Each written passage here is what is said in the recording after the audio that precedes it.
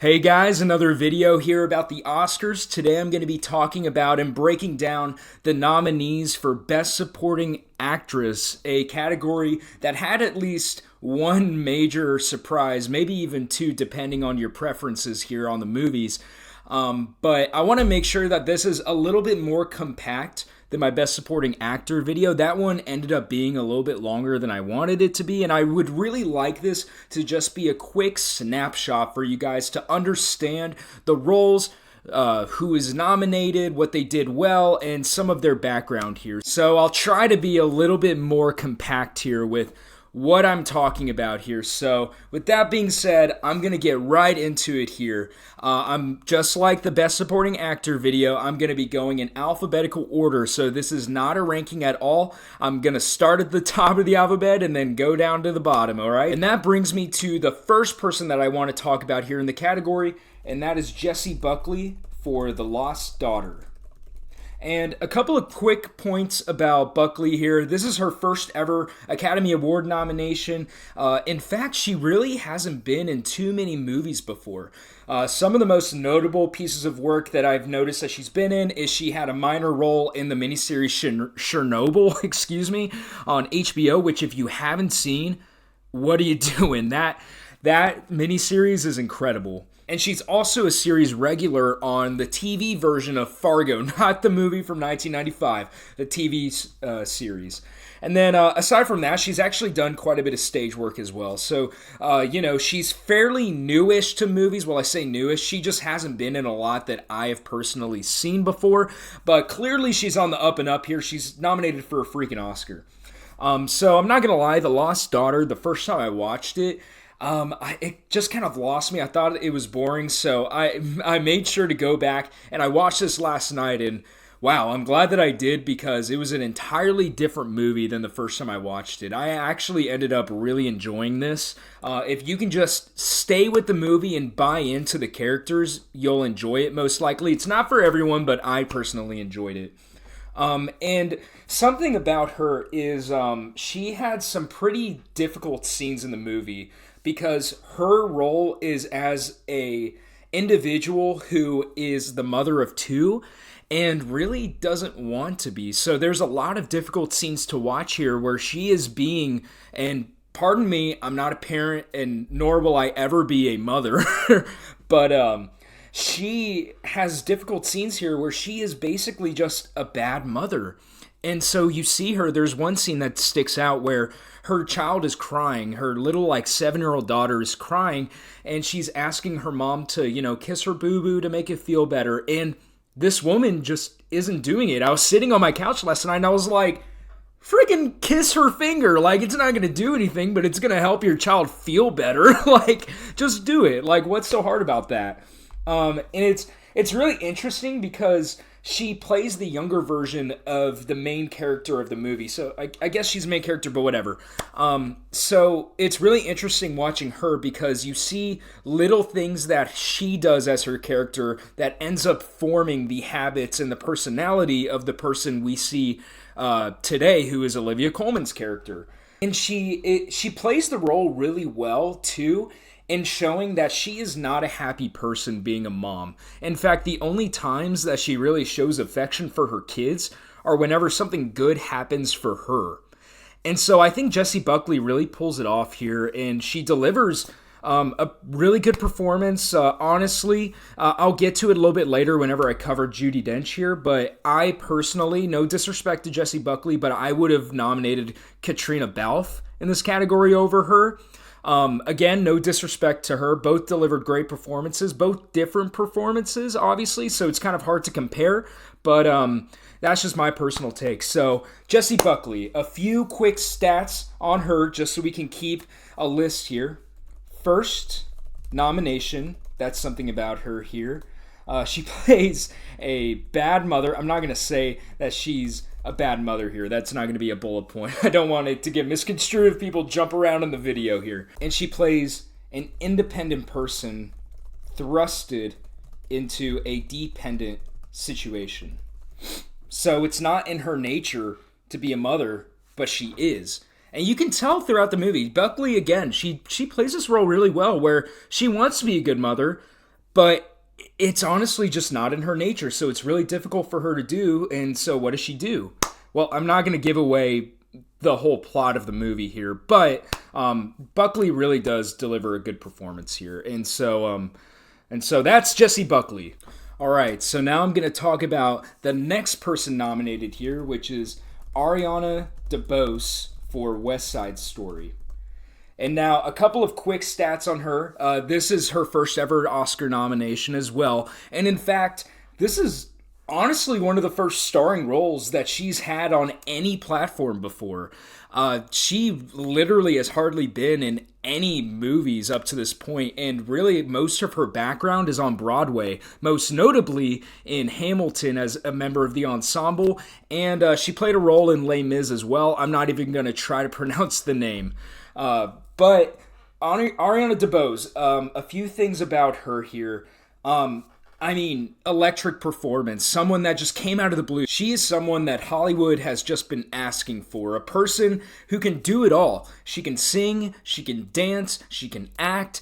Her presence on the screen, she just steals every scene that she's in this film. And something that I really like about her performance too is she's very dynamic with it. She plays this very vibrant person throughout most of the film, and then whenever, again, not to give away the plot here, but whenever tragedy strikes here right before the third act, her entire performance shifts from what I previously described to total and complete grief. She could shift the tone of whatever scene that she's in just by the expression on her face, whether it needs to be fun and vibrant, like the America dance scene, one of my favorite scenes from last year, by the way, or she can shift it into something a bit more solemn, like a scene that I'm thinking of specifically right now.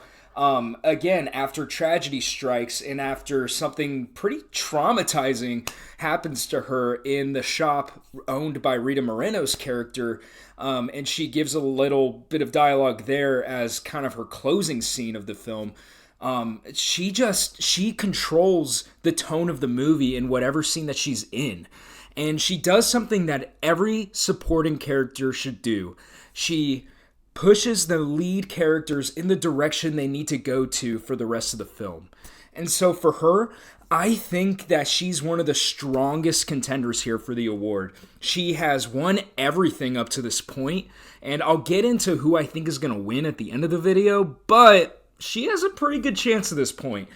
So here we go. A few quick pointers on Ariana DeBose. First ever nomination, of course. Vibrant presence. And then I also have here shifts the tone of the movie in whatever direction she wants to. And she pushes the story forward for the leads. Yeah. There we go. And one last note on her, I really like sort of the motherly instinct that takes over her whenever she's talking to Rachel Zegler's character. I don't know. She bought everything about this character. Something that Spielberg pointed out whenever he talked about casting her, basically an unknown person to play this legendary character, is that she just had all of the qualities of Anita, the name of the character. And so, yeah, I mean, there's just so much to talk about with her performance. I just all around really like it. I think she did a lot with it, and she owns it. She honestly stole the show for West Side Story. So that's Ariana DeBose. All right, so now up next we have Judi Dench for Belfast. And a few quick stats on her. I mean, Judi Dench is Judi Dench. She is a legend in Hollywood. This is her 8th nomination, and she actually won back in 1999 for her work in Shakespeare in Love. So she's been around the block. She's been in a ton of stuff before, including the most recent James Bond movie starring Daniel Craig, a performance that I really like in Philomena, where she was nominated for an Oscar, Shakespeare in Love, like I said before, and a movie from 2000 starring Johnny Depp there called Chocolat. I believe that's how you say it, but I may have just butchered it, excuse me. And then she's actually been in a couple movies based off of Shakespeare, also directed by Kenneth Branagh, the director of Belfast. And so she's done everything. She's done every genre. She is one of the best actresses alive, in my opinion. Truly someone who you can expect to turn in a fantastic performance no matter what movie she's in. And I think that Dench here really sells that she is the matriarch of the family. One of my favorite shots in the movie is whenever Kieran Hines' character is talking to Buddy, and off of the corner of the screen, you can see Judi Dench's character just watching them and listening in. Like, she's someone who's always in the know. But then at the same time, she is someone going through grief and the fact that she is probably going to lose both her husband and her extended family here in the very not too distant future due to illness and then everything going on in their town. So I think Judi Dench, she does a lot here. She's not just there for, her name brand for the movie. She really does do a lot here for the film. But with that being said, I will say, in my humble opinion, if anyone should have been nominated in this category from that film, it should have been Caitriona Balfe. Caitriona Balfe, I feel like, just did a lot more here, and she had a little bit of a harder job than Judi Dench. No shade to Judi Dench at all. I love her, and I think she's excellent in the movie, of course. And honestly, I don't even have a problem with her getting nominated. It's just the fact that Caitriona Balfe wasn't, and she was put in. That's all I'm saying. But here, a few quick pointers on her. 8th nomination. Don't know why that's bold, but just roll with me here. 1 previous win. Plays the matriarch of the family. And then I'll put down hidden grief here. And then last note on her, I think that she works really well with Kieran Hines. They clearly, it appears that there's a lot of history in that relationship. And they really sell the fact that they are an old married couple, with all due respect, of course. So that's Judi Dench for Belfast. And so now I will move on to Kirsten Dunst here. Here we go. Kirsten Dunst for The Power of the Dog. And this is her first nomination as well. A lot of first-timers in this category. Honestly, a lot of first-timers in every category this year. This is a really fun year with some fresh faces for the Academy. But Kirsten Dunst, honestly, everyone will know her from the original Spider-Man films where she played Mary Jane Watson. Some other films that you may not realize you know her from are the original Jumanji where she played the little girl, and then the adaptation of Marie Antoinette's life in 2006 directed by Sofia Coppola. And this is a performance that had a lot of traction early on in award season, but ultimately, a lot of pushback started happening because a lot of people said that Kirsten Dunst just looks sad the entire movie. And this is me saying, I disagree. She plays someone who, is going through kind of a hard time. She's trying to raise her son the right way. There's some family history there, so she has a lot of reason to be grief-stricken, but she's still going about life. But something that Dunst does here is she shows the breakdown of this woman who is just terrorized by Benedict Cumberbatch's character. You see her go from that person that I just described to someone who is so terrorized to the point where she becomes someone who she swore she would never be. She just loses all control because she doesn't know what to do to get out of her situation. She has to stay there with her husband, and she has to try to raise her boy the right way, while this man there is just ruining her and just messing her up mentally. One of my favorite scenes in this film is whenever she is trying to play the piano for a couple of guests that her and Jesse Plemons' character have over at the house. And she can't do it. She just feels so much pressure around her. There was a lot of pressure whenever she was trying to practice for their guests, which I believe is like the governor of Montana and his wife, that she just can't do it. She can't bring herself to do it. And rather than make a big deal out of it and have this huge freak out, Kirsten Dunst makes it very believable for a person that would be in that situation. She tries playing it at first, And then after a couple of notes, she just says, like, I can't do it. Like, you could see the mental scatter going on in her head that there's so much going on behind the scenes. And it's all in that performance. And I think that she just nailed it here. This is the best that I've ever seen her, and I hope that Kirsten Dunst delivers more performances like this. So here, let me go ahead and jot down a few quick stats here. First ever nomination, just like Judi Dench, and I'm going to have to go back and bolden the points for the rest of these actresses here, just for consistency's sake. So first ever nomination, broken performance, shows the breakdown of a character, and then I'll put down mental anguish as well, because that's what this performance is. It shows what happens to a person that is just mentally terrorized for too long. Okay, so now the very last person nominated here is going to be Aunjanue Ellis for King Richard. A lot of typos there. But most like the other nominees here, aside from Judi Dench, this is Ellis's first ever Academy Award nomination, and you would probably know her best from her role in Lovecraft Country on HBO Max. That came out sometime last year or maybe even 2020, but she was a series regular there on that show. Aside from that, she had a supporting role in If Beale Street Could Talk most recently. She was in the When They See Us miniseries and the James Brown biopic called Get On Up. So a lot of great supporting roles here for her in the past. But what does she do in King Richard? The biggest point that I had for Aunjanue Ellis is she is excellent in playing the role of a mother who does a lot for her children. You know, Will Smith's character, Richard Williams, is really all out there. He lets you know that he does a lot for his kids. And, you know, he did do a lot for his kids. But Aunjanue Ellis plays the unsung hero in a lot of ways.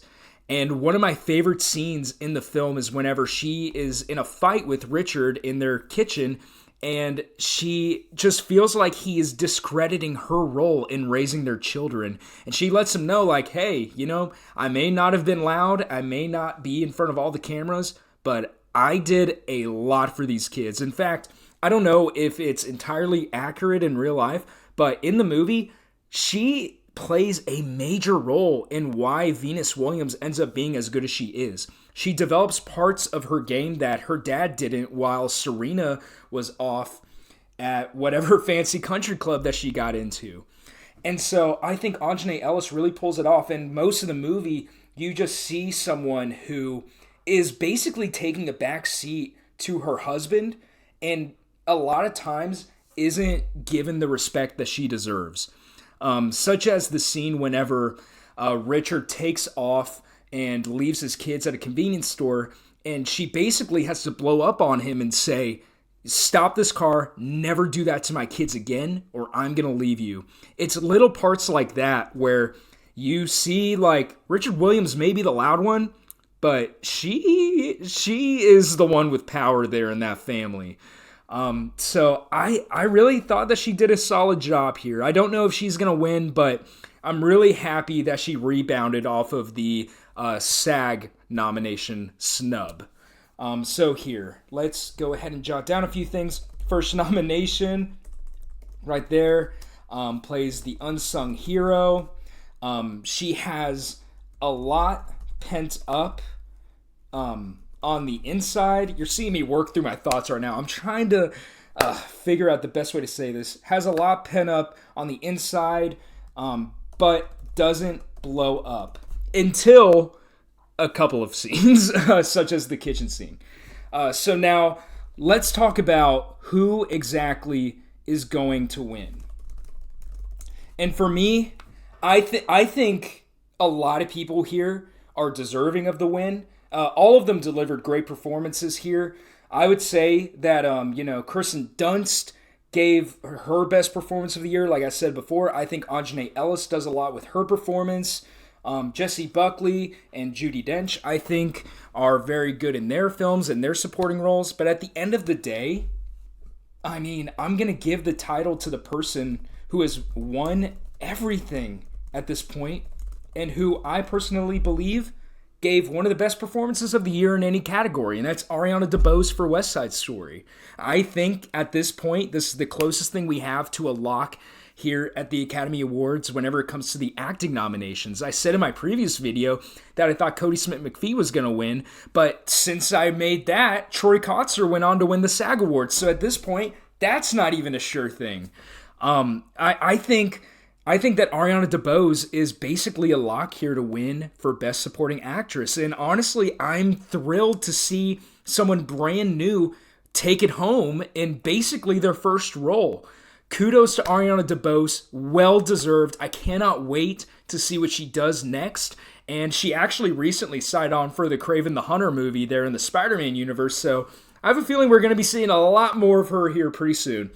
But that's my take on the Best Supporting Actress category and a bit of a breakdown here before awards night on March 27th. But who do you think is going to win this category? Do you think I got it right? What are some aspects of the performances here that I missed? Let me know, and I'll see you next time on the 100 Movie Marathon. Bye, guys.